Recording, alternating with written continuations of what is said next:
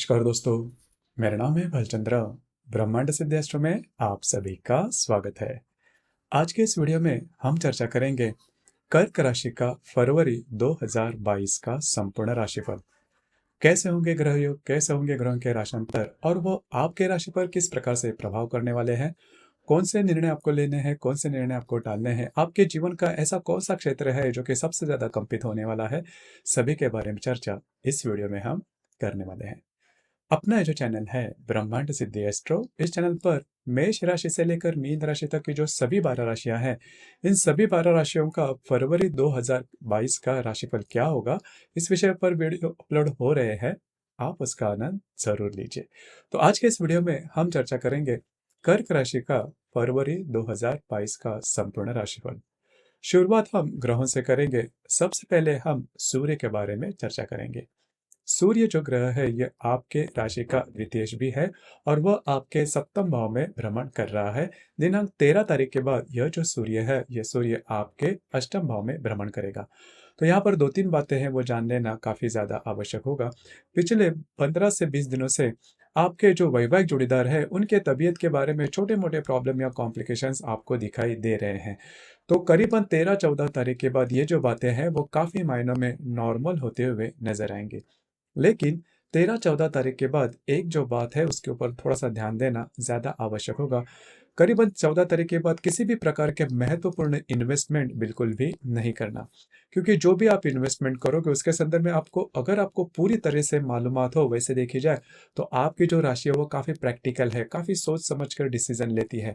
लेकिन कभी कभार हमारे जो डिसीजन है वो चूक भी जाते हैं। करीबन उसी प्रकार का कुछ समय अभी चलेगा करीबन 13-14 तारीख के बाद। तो जैसे ही ये रवि आपके अष्टम भाव में भ्रमण करेगा तो किसी भी प्रकार के महत्वपूर्ण जो इन्वेस्टमेंट है उसके बारे में बिल्कुल भी निर्णय नहीं लेना, क्योंकि आपकी जो निर्णय है वो चूकने की संभावना काफी ज्यादा बनती है। इसके बाद हम चर्चा करेंगे मंगल ग्रह के बारे में। मंगल जो ग्रह है यह ग्रह आपके षष्ठ भाव में भ्रमण कर रहा है और दिनांक 27 तारीख के बाद यह मंगल ग्रह आपके सप्तम भाव में भ्रमण करेगा। तो मोटे तौर पर अगर देखा जाए तो ये जो फरवरी महीना है वो करीबन 28 दिन का है और 27 तारीख तक ये जो मंगल ग्रह आपके षष्ठ भाव में भ्रमण करेगा। यह मंगल ग्रह आपका पंचमेश भी है और दशमेश भी है।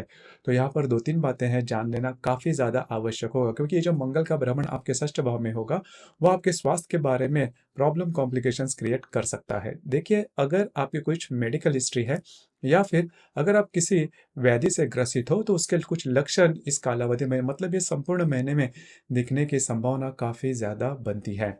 उसी प्रकार अगर आप शेयर मार्केट से डील करते हो तो किसी भी प्रकार के बड़े निर्णय बिल्कुल भी नहीं लेना। अगर लेते हो तो बुरी तरह से आप फंस सकते हो।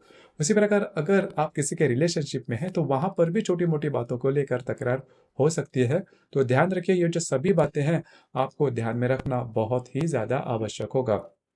उसी प्रकार जहाँ पर आप काम करते हो, नौकरी करते हो या फिर व्यवसाय करते हो, वहाँ पर के जो लोग होंगे जिन्हें हम गुप्त शत्रु भी कहते हैं, मतलब वो आपके सामने तो काफ़ी अच्छे बोलते हैं लेकिन पीठ पीछे आपकी बुराइयाँ करते हैं। इस प्रकार के जो लोग होते हैं उनसे आपको बचना होगा। तो जो मंगल का भ्रमण है आपके लिए स्ट्रेस लेके आ सकता है। तो ध्यान रखिए, थोड़ा सा सजग रहना, सतर्क रहना ज़्यादा आवश्यक होगा।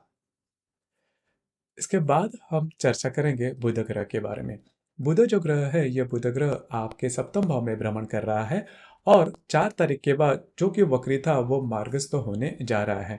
तो ये जो बात है वैसे देखे जाए तो आपके लिए काफ़ी अच्छी साबित होगी। यहाँ पर दो तीन बातें हैं जो कि जान लेना काफ़ी ज़्यादा आवश्यक होगा। करीबन पिछले एक आध महीने से आपके जो महत्वपूर्ण काम है वो बिल्कुल भी नहीं हो रहे हैं, जो भी आप निर्णय ले रहे हो वो चूक रहे हैं। तो जैसे ये जो बुध ग्रह है ये मार्गस्थ हो जाएगा तो इसमें काफ़ी आपको बदलाव देखा जाएगा। जो भी आप कम से कम जो निर्णय लोगे वो सही साबित होते हुए नजर आएंगे। यहाँ पर देखिए, ये जो संपूर्ण महीना है वो आपके लिए स्ट्रेसफुल साबित होने वाला है। तो किसी भी प्रकार के ऐसे निर्णय बिल्कुल भी नहीं लेना जिसकी वजह से आपके जीवन की दिशा ही बदल जाए। तो ये बात जान लेना बहुत ही ज़्यादा आवश्यक होगा। इसके बाद हम चर्चा करेंगे गुरु ग्रह के बारे में। गुरु जो ग्रह है यह गुरु ग्रह आपका भाग्येश भी है और आपका षष्ठेश भी है। महत्वपूर्ण ऐसा शुभ ग्रह है आपकी राशि के लिए, लेकिन यह जो गुरु ग्रह है ये आपके अष्टम भाव में भ्रमण कर रहा है, जो कि आपके लिए सही नहीं है। इसके जो विपरीत परिणाम है वो आपको मिल सकते हैं। यहाँ पर दो तीन बातें हैं, जान लीजिए।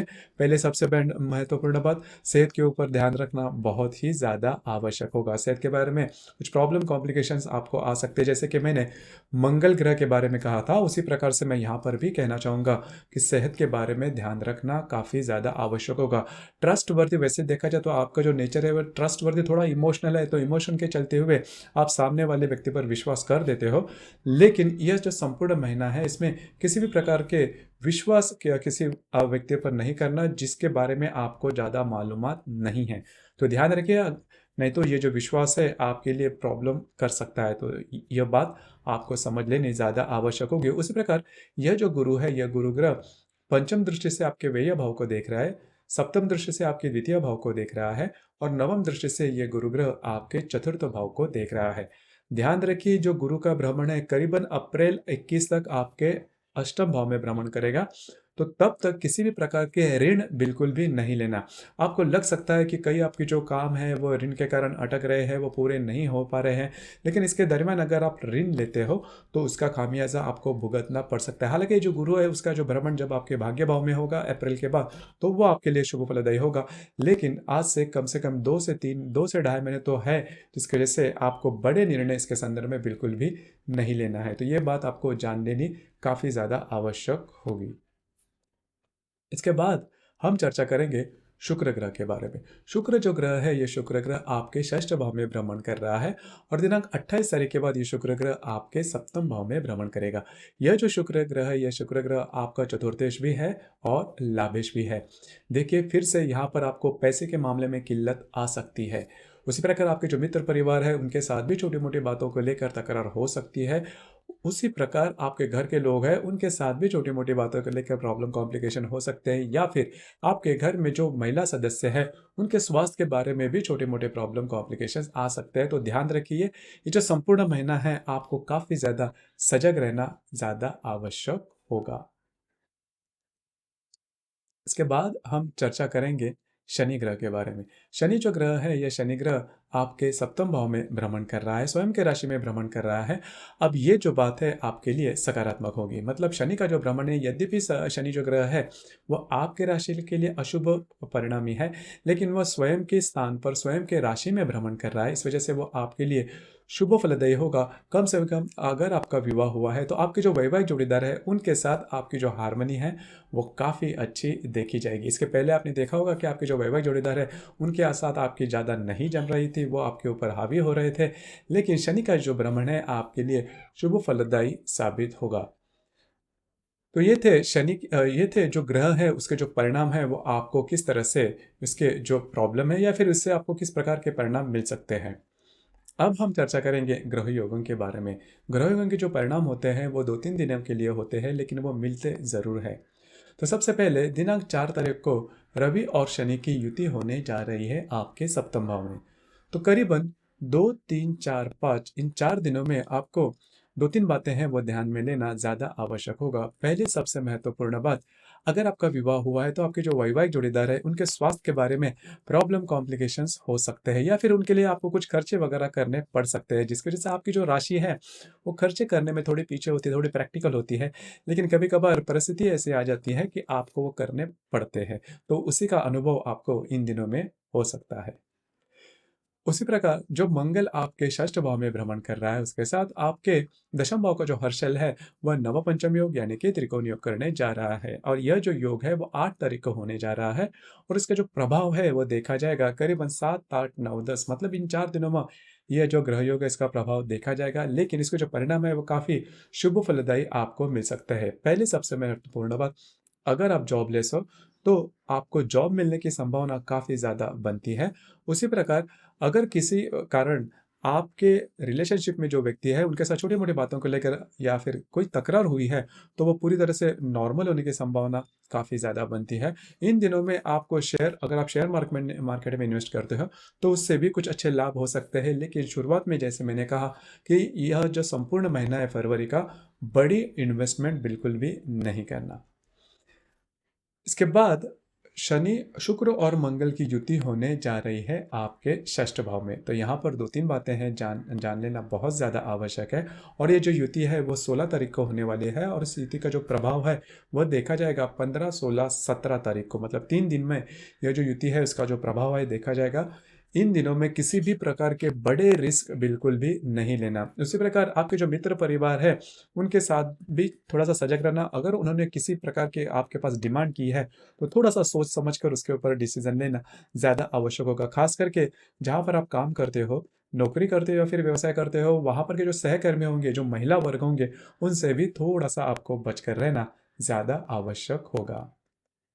उसी प्रकार आपके सप्तम भाव में से बुध के साथ आपके दशम भाव का जो हर्षल है वह भी केंद्र योग करने जा रहा है। अब ये जो ग्रह योग है वो 25 तारीख को होने जा रहा है। उसका जो प्रभाव है वह देखा जाएगा 24, 25 और 26 तारीख को।